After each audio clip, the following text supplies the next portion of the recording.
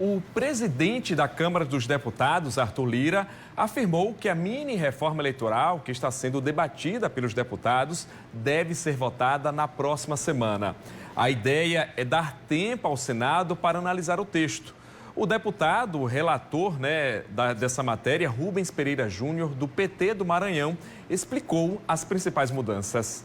Avanços na questão de simplificar a propaganda, simplificar a prestação de contas, antecipar o registro, a questão de violência política contra as mulheres, que precisa ser melhor preservada. Então, são muitos pequenos avanços que tornam a reforma eleitoral indispensável. Eu vou dar um exemplo. Se na campanha o sujeito não teve gasto, ele nem arrecadou, nem gastou, ainda assim ele tem que prestar conta zerado. Só que para prestar conta da campanha, ele precisa contratar um advogado e um contador. Então é um paradoxo. Como é que você declara a prestação de contas zerada se você não arrecadou nada? Então é uma exigência desnecessária. Numa eleição estadual, até é fácil um candidato a deputado encontrar o aparato ali do partido para apresentar justificativas. Mas na eleição municipal a realidade é outra. Na eleição do ano passado a gente teve 50 mil candidatos. Na do ano que vem, a previsão é que sejam 500 mil candidatos. Com tanta regra desnecessária, daqui a pouco a tendência é os candidatos ficarem inelegíveis, com problema em prestação de contas, e vai faltar gente para disputar a eleição daqui a pouco. No financiamento, hoje tem a previsão do cheque cruzado, que está em desuso, e não tinha previsão na lei do Pix. Então a gente está modernizando, acelerando, simplificando. Vou dar outro exemplo. Hoje, tu só pode fazer a movimentação da conta de campanha nos bancos oficiais. A gente vai permitir para os bancos fintechs, aqueles bancos digitais, que é uma realidade hoje.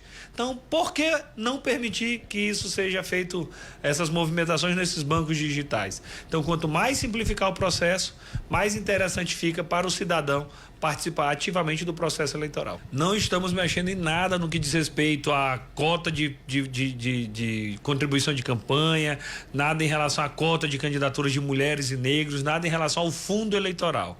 Esses assuntos, para serem debatidos, tem que ter um debate específico. A gente não quer a volta das coligações. Na coligação, o partido A se juntava com B, disputava a eleição e depois da eleição cada um ia para um lado.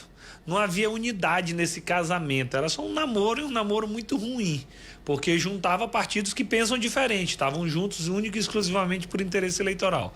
Nós não queremos a volta disso. Mas, do ponto de vista do fundo partidário, do fundo eleitoral, a gente defende que o partido gaste o seu fundo da forma que for mais conveniente eleitoralmente para ele. Então, eu não vejo por que um dado partido ser proibido de dividir o seu recurso com outro, que naquela cidade, de alguma forma, lhe apoia.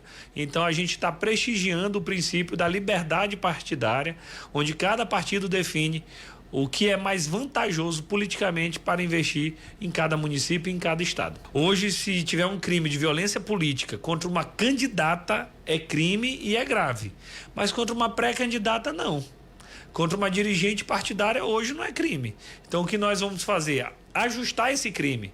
Da mesma forma que deve ser crime contra uma candidata, deve ser contra a pré-candidata, deve ser contra a dirigente partidária, deve ser contra uma assessora de comunicação, por exemplo, que trabalhe com uma candidata. Então, nosso objetivo é ajustar e, de alguma forma, incentivar a maior participação feminina.